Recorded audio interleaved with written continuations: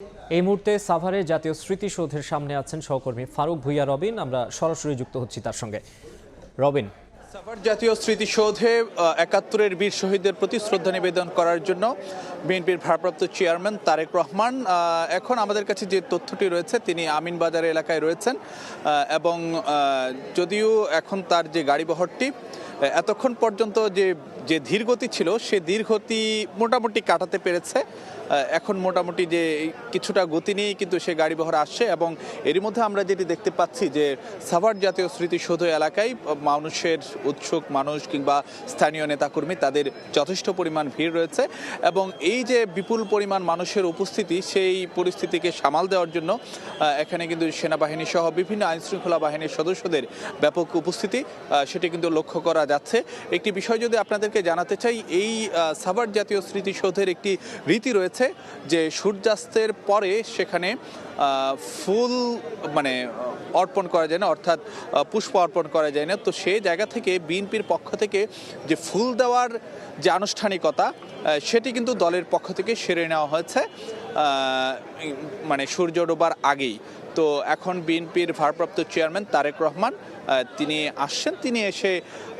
শ্রদ্ধা নিবেদনের যে বাকি আনুষ্ঠানিকতা সেটি আসলে যে সম্পন্ন করবেন। আজকে যদি জানাতে চাই,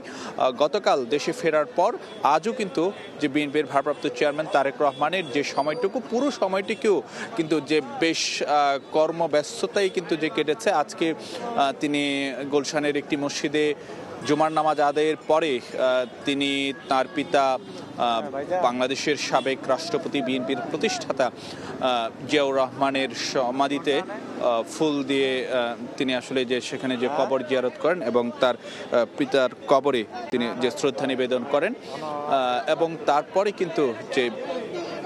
তিনি সাভারে জাতীয় স্মৃতিসৌধের উদ্দেশ্যে রওনা হন। কিন্তু বাসা থেকে বের হওয়ার পরে তারপর বাদবাকি যে জায়গাটুকু রয়েছে সেখানে কিন্তু যে মানুষের ব্যাপক উপস্থিতির কারণে, বিপুল পরিমাণ মানুষের সেখানে উপস্থিতি, তাদের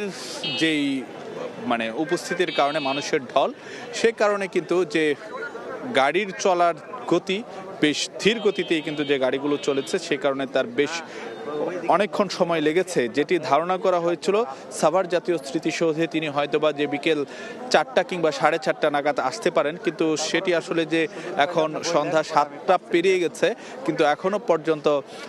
তিনি আমিনবাজার এলাকায় রয়েছেন।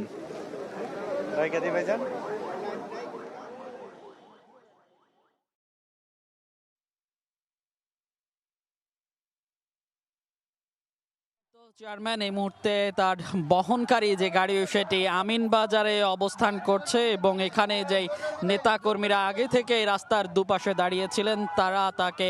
অভ্যর্থনা জানাচ্ছেন এবং নানা স্লোগান দিচ্ছেন এবং তার যেই গাড়ি বহর সেটিও কিন্তু ধীরে ধীরে এগিয়ে চলছে। আমরা যেটি দেখেছি যে দুপুরে বিকেলে যখন জিয়া উদ্যানে শহীদ প্রেসিডেন্ট জিয়াউর রহমানের কবরে তিনি শ্রদ্ধা জানিয়েছেন এবং কবর জিয়ারত করেছেন, দোয়া করেছেন এবং তারপরেই সেখান থেকে জাতীয় স্মৃতিসৌধের উদ্দেশ্যে রওনা হন তার গাড়ি বহর এবং তার গাড়ি বহর এই মুহূর্তে আমিনবাজার যে ব্রিজ রয়েছে, আমিনবাজার ব্রিজ পার হচ্ছে এবং এখানে রাস্তার দুই পাশে যে নেতাকর্মীরা আগে থেকে অবস্থান নিয়েছিলেন তারা পার করছেন এবং তারা সেখান থেকে তাদের প্রিয় নেতাকে অভিবাদন জানাচ্ছেন এবং সেই অভিবাদন থেকে এবং শুরু থেকে আসলে আমরা যেটি দেখছি